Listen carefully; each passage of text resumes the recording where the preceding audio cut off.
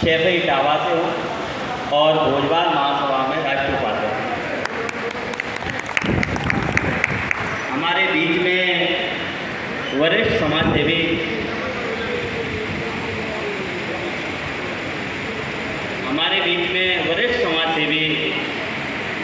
जो अपने क्षेत्र ही नहीं पूरे प्रदेश में निरंतर समाज सेवा में रहते हैं, हमारे बीच में आदरणीय राजकुमार गुरुजी भोजवाल साहब, और अभी किसी भी पायदान पर जंग नहीं हारे और न पार्टी ने साथ दिया न किसी ने साथ दिया और निर्दलीय चुनाव लड़के और जीत भी लिया और फर्जी तरीके से फंसाया। ऐसे महान समाजसेवी श्याम बिहारी भोजवाल जी हमारे बीच में निरंतर 2 महीने से समाज के बीच में 2 महीने से लगभग मैं देख रहा हूँ, रोज पोस्ट को देखता हूँ।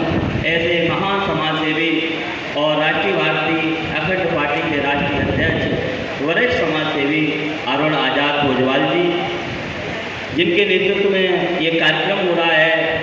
और दुर्भाग्य है, कितनी मेहनत करने के बाद भी ये हॉल अभी जिस तरीके से भरना चाहिए था वो उपस्थिति हमें देखने को नहीं मिली है।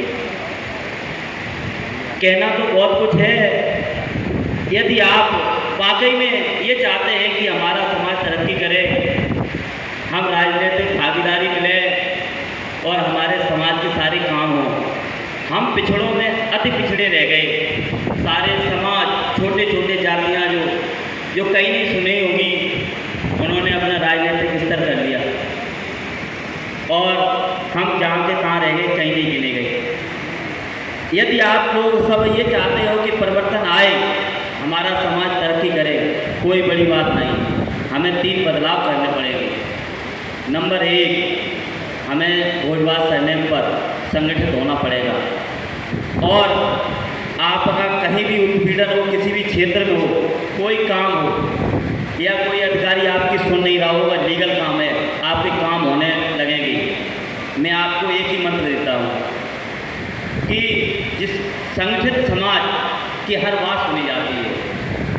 अब ले लो, मान लो थाने में हम गए, अकेले गए, जनरल लीगल काम है, दरोगा जी से कहा कि साहब ये काम कर दो, हो सकता है वो गाली दे के अपनी भाषा करके भगा भी दे।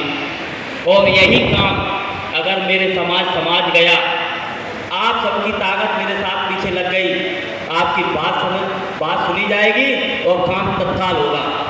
और मैनपुरी में कई घटनाएं हुई, हम धरने पर बैठ गए, कप्तान साहब आए, चाहते क्या मैंने कहा मैं गिरफ्तारी चाहता हूँ, उसकी हत्या हुई है।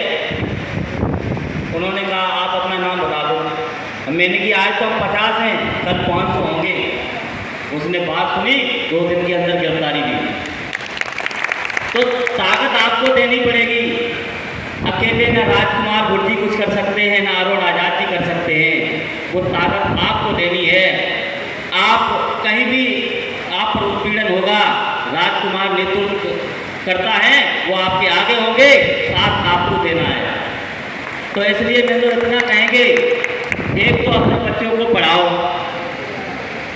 और राजनीति में जरूर लाओ, और चुनाव लड़ना बहुत जरूरी है। भले ही चुनाव हार जाओ, लड़ो जरूर।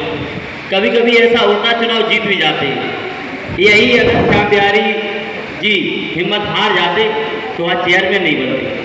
तो इसलिए चुनाव लड़ना भी बहुत जरूरी है अपने अपने क्षेत्रों में।